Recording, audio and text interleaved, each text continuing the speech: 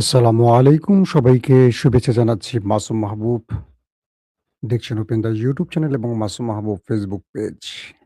অনেকেই বলেন অডিও বাড়াতে, কিন্তু আমি যখন কথা বলি আমার সাউন্ড কার্ডে দেখাচ্ছে লাল হয়ে যাচ্ছে। তার মানে আমার সাউন্ড বেশি হলে লাল রেখাটি দেখা যায়। প্রিয় দর্শক, বেশ কিছু গুরুত্বপূর্ণ খবর আছে। এর মধ্যে ১ম খবরটি হলো রাশিয়া ইরানকে দিচ্ছে SU-35 প্রায় ৪৮ টা। ২০ টা তৈরি হয়ে গেছে আর ২৮ টা তৈরি হচ্ছে। তার মানে যুদ্ধ কৌশলে ইরান এবার দখলদার দেশটিকে খেলা দেখাতে যাচ্ছে। ২ নম্বর গুরুত্বপূর্ণ খবর, ট্রাম্প এবং নেতানিয়াহু আসছে নির্বাচনে পরাজয়ের মুখ দেখতে পারেন এমন তথ্য আসছে সেই দেশগুলোর গণমাধ্যমে। ৩ নম্বর গুরুত্বপূর্ণ খবর, পিতার জানাজা শেষে এবার জাতির উদ্দেশ্যে প্রকাশ্যে কথা বললেন আয়াতুল্লাহ আলী খামেনির ছেলে মুস্তফা খামেনি। ঘোষণা দিলেন কঠিন প্রতিশোধ নেবার। তার মানে যুদ্ধ থামছে না, যুদ্ধ এবার বড় ফ্রেমে লাগতে যাচ্ছে। পুরো মিডল ইস্ট এবার ভয়াবহ বিপর্যয়ের দিকে যাচ্ছে। একই সঙ্গে পাকিস্তান এবং সৌদি আরব সব পক্ষকে শান্ত থাকার আহ্বান করেছে। পাশাপাশি লেবাননের শিশু বা সাধারণ মানুষ হত্যায় ফেঁসে যেতে যাচ্ছে এবার নেতানিয়াহু। চলুন আমি আপনাদেরকে একটা একটা করে খবর দেওয়ার চেষ্টা করছি। মানবাধিকার গোষ্ঠীর যে তদন্তগুলো হয়েছে, লেবাননে দখলদার দেশটি যে পরিমাণ অ্যাটাক করেছে, এতে করে অনেক পরিবার, নিরীহ পরিবার মারা গেছে। এর মধ্যে ৩ টি হামলা খতিয়ে দেখার চেষ্টা করছে অ্যামনেস্টি ইন্টারন্যাশনাল। অ্যামনেস্টি ইন্টারন্যাশনালের মতে দক্ষিণ লেবাননে ৩ টি ইসরায়েলি বিমান হামলায় ১২ শিশুসহ ২৪ জন বেসামরিক নাগরিক নিহত এবং কয়েকটি পরিবার পুরোপুরি নিশ্চিহ্ন হয়ে গেছে। এটিকে যুদ্ধাপরাধ হিসেবে তদন্ত করতে শুরু করেছে এই মানবাধিকার সংগঠনটি।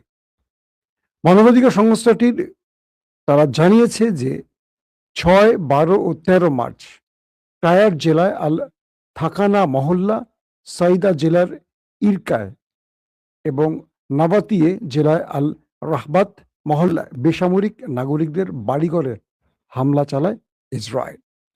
নিহতদের মধ্যে ৫ থেকে ১৬ বছর বয়সী ১২ জন শিশু ছিল। একজন গর্ভবতী নারী ছিল এবং আরো কজন, প্রায় আরো ৬ থেকে ৭ জন নারী ছিল এবং বেশ কজন পুরুষ ছিলেন, যাদের মধ্যে অন্তত আরো ১৮ জন আহত হয়েছেন।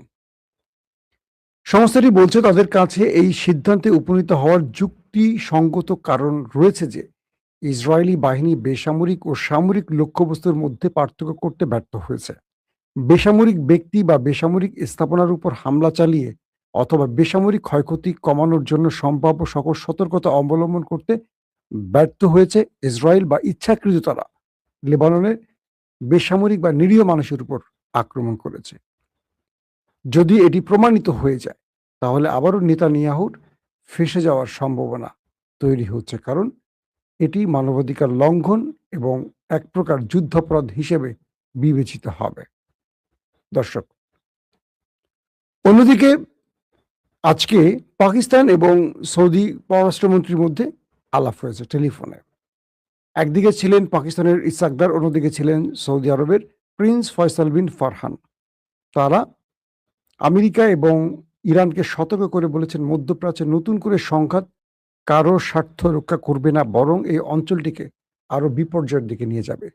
পাকিস্তানের পররাষ্ট্র মন্ত্রণালয়ের এক বিবৃতি অনুসারে ২ নেতার এই ফোনালাপের পর কিছু তথ্য গণমাধ্যমে এসছে। গত মাসে যুক্তরাষ্ট্র ও ইরানের মধ্যে একটি চুক্তি স্বাক্ষরিত হওয়া সত্ত্বেও সংঘাত বৃদ্ধির বিষয়ে গভীর উদ্বেগ প্রকাশ করেছে দেশ দুটো। বিবৃতিতে বলেছেন তারা একমত হয়েছেন যে নতুন করে সংঘাত কারোর স্বার্থে রক্ষা করে না, বরং আঞ্চলিক শান্তি ও স্থিতিশীলতা প্রচেষ্টাকে ব্যাহত করবে। প্রিন্স ফয়সাল উত্তেজনা প্রশমন এবং সংলাপ অব্যাহত রাখার গুরুত্ব দিয়েছেন এবং অন্যদিকে সকল পক্ষকে সর্বোচ্চ সংযম প্রদর্শন করতে আহ্বান করেছে। অর্থাৎ পাকিস্তান এবং সৌদি আরবের মধ্যে এই আলাপচারিতাটি হচ্ছে কখন, যখন ইরান এবং আমেরিকার মধ্যে আবারও অ্যাটাক শুরু হয়েছে। আবার আজকে আমেরিকার দাবি অনুযায়ী তারা অ্যাটাক বন্ধ রেখেছে। কিন্তু এরই মধ্যে মুস্তফা খামেনি প্রকাশ্যে আবারও প্রতিশোধের ঘোষণা দিয়েছেন। কি ঘোষণা দিয়েছেন আসেন আমরা শুনি।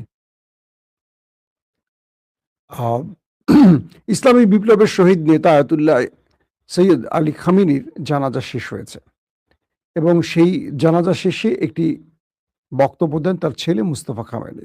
তিনি ইরাক এবং ইরানের জনগণকে এবং পৃথিবীব্যাপী যেসব দেশের ডেলিগেটরা ইরানে এসছেন তাদের প্রতি কৃতজ্ঞতা জানান এবং প্রশংসা করেন। পরে তিনি বলেন, আমরা ওই দেশ দুটোকে, বুঝতে পারছেন তো কোন দুটো দেশ, তারা তাদের সন্ত্রাসীদের অবশ্যই কঠিন প্রতিশোধ নিতে যাচ্ছে। আল জাজিরা বলছে কি যে মুস্তফা খামেনি তার শেষ বক্তব্যে তার পরিবার, তার দেশবাসী এবং তার বাবার পবিত্র রক্তের বদলা নেবেন এই ঘোষণাটি দিয়েছে। এই ঘোষণার পর পৃথিবীতে আবার নতুন করে টেনশন বেড়ে গেছে, কারণ তিনি বলছেন যে আমরা এই রক্তের বদলা নেবই, প্রতিশোধ এ জাতির অঙ্গীকার। অর্থাৎ মুস্তফা খামেনি দেখেছেন পুরো জাতি তার বাবার জানাজায় এসছে এবং একটি দাবি করেছে, প্রতিশোধ, প্রতিশোধ, প্রতিশোধ। সবাই ইন্তেকাম বা প্রতিশোধের দাবি তুলেছেন। তো দেশটির ভেতরে যেই প্রতিশোধের দাবি উঠেছে সেই দাবির প্রতি শ্রদ্ধা জানিয়ে মুস্তফা খামেনি এবার প্রকাশ্যে ঘোষণা দিয়েছে তারা প্রতিশোধ নেবে। এখন এই প্রতিশোধ কি হতে পারে? ট্রাম্প নেতানিয়াহুর উপর বিশেষ কোনো অ্যাটাক, নাকি আবারও মিসাইল অ্যাটাক? মিসাইল অ্যাটাক তো আমরা দেখেছি। কোনটা হবে এটা স্পষ্ট তিনি করেননি। কিন্তু এই ঘোষণাটির পর আবারও আমেরিকা ইসরায়েলে টেনশন বেড়ে গেছে। হতে পারে যে কোনো সময় ইরান ইসরায়েলে বড় কোনো অ্যাটাক করতে পারে। আবার হতে পারে ইরানের উপর ইসরায়েল আক্রমণ করলে ইরান তার পাল্টা জবাবটা, প্রতিশোধের ভাষাটাকে দ্বিগুণ আকারে দেখাতে পারে। এর আগে মার্কিন প্রেসিডেন্ট ডোনাল্ড ট্রাম্প বলেছেন যে তাকে যদি আক্রমণ করে বা হত্যার চেষ্টা করে তাহলে 1000 ক্ষেপণাস্ত্র তিনি প্রস্তুত রেখেছেন। পাশাপাশি পুরো ইরানকে ধ্বংসের জন্য তার সেনাবাহিনীকে নির্দেশ দিয়েছেন। দর্শক, সবচেয়ে গুরুত্বপূর্ণ আজকের যে খবরটি আমি আরো কিছু তথ্য দেওয়ার আগে বলছি, মাস্কাটে ইতিমধ্যে ওমানের যে মাস্কাট, সেখানে আলোচনায় ইরানের পররাষ্ট্রমন্ত্রী আব্বাস আরাকচি এবং ওমানি প্রতিপক্ষ একসাথে বসেছেন। সেখানে হরমুজ প্রণালী দিয়ে জাহাজ চলাচলের নিরাপত্তার জন্য উপযুক্ত ব্যবস্থা নিয়ে আলোচনা করছেন এই নেতারা।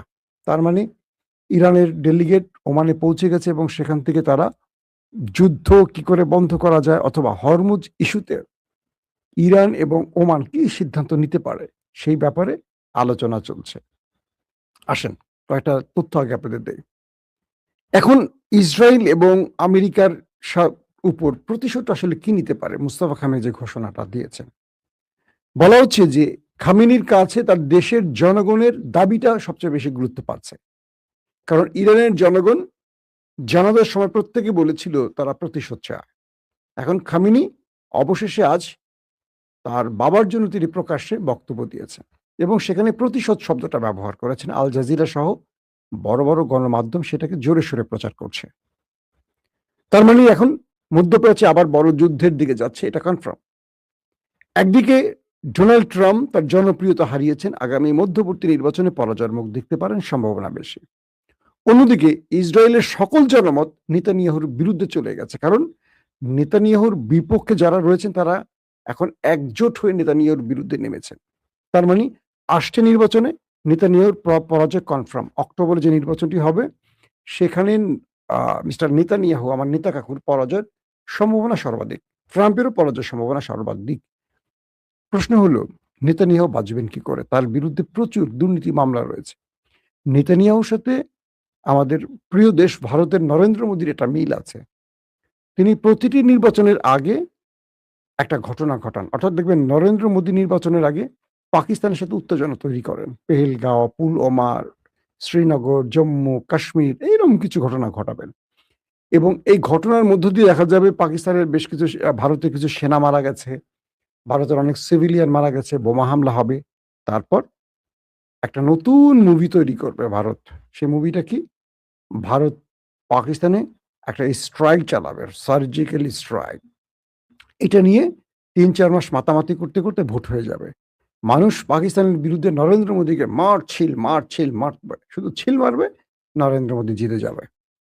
ঠিক একইভাবে আমার নেতা কাকু, তিনি এ পর্যন্ত ফিলিস্তিনের সাথে যুদ্ধ ছড়িয়ে এখন পর্যন্ত আজকে কত বছর টেনে যাচ্ছেন। কেন টেনে যাচ্ছেন? কারণ তার বিরুদ্ধে দুর্নীতির মামলা চলছে। একদিকে তিনি প্রধানমন্ত্রী, কিন্তু তার বিরুদ্ধে মামলা চলছে এবং তাকে কোর্টে যেতে হচ্ছে নিয়মিত। এই যুদ্ধ করে তিনি আর কোর্টে যাচ্ছেন না। বলেন যুদ্ধকালীন সময় তার সিকিউরিটি প্রবলেম, তিনি কোর্টে যেতে পারবেন না। আগামীতেও সেম কাজটি তিনি করবেন। অক্টোবরের নির্বাচনে তিনি মুখোমুখি হবেন না, নতুন নাটক করবেন, সেটা সময়ের আলোকে বোঝা যাবে। তবে ট্রাম্প তার উপর ক্ষেপে আছেন বলা হচ্ছে। তো আমেরিকার নজর তার উপর থেকে উঠে গেলে কিছু ঘটতে পারে। তাহলে প্রশ্ন হলো, যদি ইরান প্রতিশোধ নিতে চায় কিভাবে নেবে? মুস্তাফা খামেনি যে প্রতিশোধের ঘোষণা দিয়েছেন, কিভাবে নেবেন? ইতিমধ্যে ইরান তার শক্তিশালী মিসাইলগুলোকে লঞ্চিং প্যাডে বসানোর কাজ শুরু করেছে, এমন তথ্য আসছে। কারণ আমেরিকা এই যে আলোচনা করছে বাজার শেষে, অর্থাৎ বৃহস্পতিবার রাত বা শুক্রবার জুমাবার রাতে আবারও ইরান একটা অ্যাটাক করবে যে কোনো ছুতোয়। এটা একটা বাণিজ্যিক যুদ্ধ। ট্রাম্প এই বাণিজ্যিক যুদ্ধের মাধ্যমে তিনি শেয়ার বাজার কন্ট্রোল করেন বা হাতিয়ে নেন বিশাল অঙ্কের টাকা, বা তার বন্ধুদের হাতিয়ে নেওয়ার সুযোগ করে দেন। আবার থেমে যাবেন, আবার যুদ্ধ চলবে, আবার থেমে যাবেন। এই ভেঙে ভেঙে এই কাজগুলো চলবে। তো ইরানের পররাষ্ট্রমন্ত্রী আব্বাস আরাকচি বলছেন যে আমেরিকা যে শর্তগুলো নিজেরাই করেছে আমাদের সাথে, সেই শর্তগুলো নিজেরাই ভায়োলেট করেছে। তারা আমাদেরকে হরমুজ ইস্যুতে প্রত্যেকটা বিষয়ে সম্মতি দিয়ে সিগনেচার করেছে, স্বাক্ষর করেছে। এখন তারা সেগুলি নিজেরাই মানে কি বলবো, অমান্য করছে, লঙ্ঘন করছে। আমেরিকা শান্তি চুক্তির ব্যাপারে তাদের সদিচ্ছা নাই। তারা ইরানের সাথে সময় ক্ষেপণ করছে। মূলত আমেরিকা একটা বড় যুদ্ধের জন্য প্রস্তুতি নিচ্ছে, অথবা মধ্যবর্তী নির্বাচনের জন্য দৃষ্টি ফেরাতে চাইছে, অথবা তার সামরিক বাজারে টান পড়ে গেছে। কারণ আমেরিকা ইরানকে ধ্বংস করতে তার বাংকার ব্লাস্টার সহ তার নিউক্লিয়ার সাইট, তার পাওয়ার সাইট, তার মিসাইল স্টোরেজ ধ্বংস করার জন্য যে পরিমাণ মিসাইল মারছে, এই মিসাইল মারার ফলে আমেরিকা দিন শেষে দেখল যে ইরানের 90% মিসাইল স্টোরেজ এখনো অক্ষুণ্ণ আছে। 70 থেকে 80% মিসাইল লঞ্চার এখনো অক্ষুণ্ণ আছে। অর্থাৎ সেই বিশাল পাহাড়ের উপরে, যেখানে মাটির নিচে তারা স্টোরেজ বানিয়ে রেখেছে ইরান, সেখানে ঢুকতে পারেনি। প্রায় 150-200 তলা একটা বাড়িকে ঢুকাই দিলে যত নিচে যাবে, তার চেয়ে নিচে ইরানের সেই মিসাইল সাম্রাজ্য। তো ইরানের সেই পাহাড়গুলোতে 13 থেকে 14,000 বোমা মেরেছে, বাংকার ব্লাস্টার বোমা। কে মেরেছে? আমেরিকা। এগুলো সেখানে আর পৌঁছতে পারেনি। যার ফলে ইরানের কোনো মিসাইল, কোনো নিউক্লিয়ার সাইট এবং তাদের যে মিসাইল লঞ্চার, এগুলো ধ্বংস হয়নি। এবং বিভিন্ন গণমাধ্যম, বিবিসি, সিএনএন, বড় বড় গণমাধ্যম, এপি, রয়টার্স, তারা স্যাটেলাইট ইমেজ পর্যবেক্ষণ করে বলছে যে তারা উপরিভাগের কিছু অংশ আক্রমণ করছে। কিন্তু ইরান তো বললাম না, 150 তলা বাড়ি বা 200 তলা বাড়িকে মাটির মধ্যে ঢুকায় দেন। এত নিচে ইরান তার সাম্রাজ্য বানিয়েছে। এখানে আমেরিকা পৌঁছানোর কোনো প্রযুক্তি আবিষ্কার করতে পারেনি, তারা যদিও দাবি করেছিল। তো সেই ইরানকে কিভাবে আমেরিকা সাইজ করবে? কারণ ইরান আমেরিকার দৌড় বুঝে গেছে। এখন আমেরিকা একটা কাজ করতে পারে, নিউক্লিয়ার আক্রমণ। কিন্তু ইসরায়েল এটিও বলছে যে আমাদের সাথে দর কষাকষির এই অজুহাতে হয়তো ইরান নিউক্লিয়ার বানিয়ে ফেলছে। এই যে যুদ্ধবিরতি এটা সেটা চলছে, এগুলোর মধ্যে মুস্তফা খামেনির বাবা আয়াতুল্লাহ খামেনি যেই মাসালাটা দিয়েছিলেন যে নিউক্লিয়ার বোমা হারাম, কারণ এটা মানব জাতিকে ধ্বংস করে। কিন্তু তার মৃত্যুর পর তার মাসালার পরিবর্তন আসছে। কি? মুস্তফা খামেনি বলেছেন, যদি আমাদের কাছে এই নিউক্লিয়ার থাকতো, আজকে শত্রুর আক্রমণের সাহস করতো না। যেমন তারা উত্তর কোরিয়া আক্রমণের সাহস করে না। উত্তর কোরিয়া একটার পর একটা মিসাইল পরীক্ষা চালায়। আমেরিকা ভয় পায়, কারণ মেরে বসতে পারে। তো ইরান এই বক্তব্যটি দিয়ে কি প্রমাণ করলো? সাম্প্রতিক গত 3-4 দিন আগে আইআরজিসির বেশ গুরুত্বপূর্ণ একজন উপরস্থ অফিসার বলেছে যে ইরানের উপর যদি আবার নেক্সট আক্রমণ করা হয়, ইরান এবার নিউক্লিয়ার বোমা তৈরিতে নজর দেবে। আক্রমণ হয়ে গেছে। এখন এইটুকু বলা যায়, ইরান নিউক্লিয়ার বোমা হয় বানিয়ে ফেলেছে বা চূড়ান্ত লক্ষ্যে। এখন আমি এটা আপনাকে বলবো না, কারণ এই কথা বারবার বলেছি। আমার মনে হয় বানিয়ে ফেলেছে। ইরান এত বড় আক্রমণের পর নিউক্লিয়ার বোমা বানাবে না এত বোকা, যাদের কাছে 60% উন্নত কি বলবো ইউরেনিয়াম রয়েছে, যেটাকে তারা একেবারে 90% নিতে সময় লাগে মাত্র 15 দিন বা 10 দিন। তো আজকে প্রায় 6 মাস তো না, ফেব্রুয়ারি 28 তারিখ থেকে যুদ্ধ শুরু। ফেব্রুয়ারি, মার্চ, এপ্রিল, মে, জুন, জুলাই।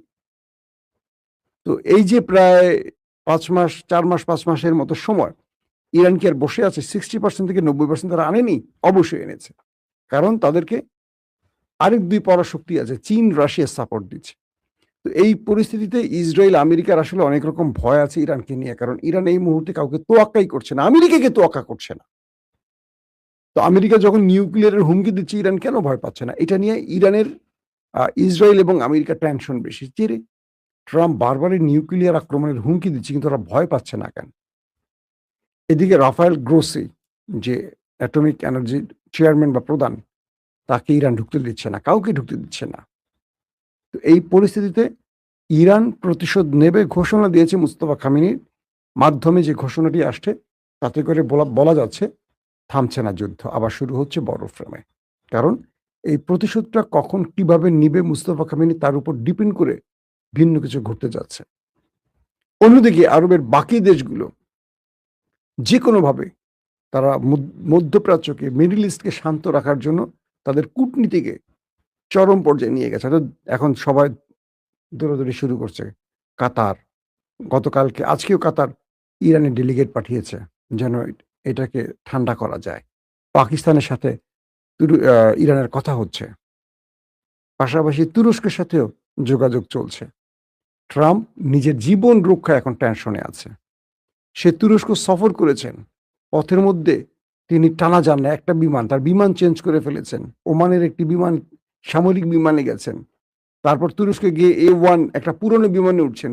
ব্রিটেনে গিয়ে নেমে গেছেন। মানে তার যে রুট, নির্ধারিত রুট পরিবর্তন করে, বিমান পরিবর্তন করে, অনেক ঝাক্কি ঝামেলা পেরিয়ে তিনি তুরস্কে গেছেন। তুরস্ক থেকে আবার আমেরিকায় ফিরেছেন মিস্টার ট্রাম্প। তার মানে ইরান কিছু একটা করতে যাচ্ছে, এটা ট্রাম্প বুঝে গেছে। সেই বোঝা থেকে এখন বড় ফ্রেমে টেনশনে পড়ে গেছেন, যে কারণে তিনি হুমকিও দিয়েছেন ইরানকে যে, আমি যদি মরে যাই তোমাকে শেষ করে ফেলবো। তুই বেটা মরে গেলে শেষ করবি কিভাবে? তো সেনাবাহিনী, তো নতুন প্রেসিডেন্ট নির্বাচন নিয়ে ব্যস্ত হয়ে যাবে। দর্শক, বিদায় নিচ্ছি আজকের মতো। প্রত্যেকে ভালো থাকবেন। আল্লাহ হাফেজ।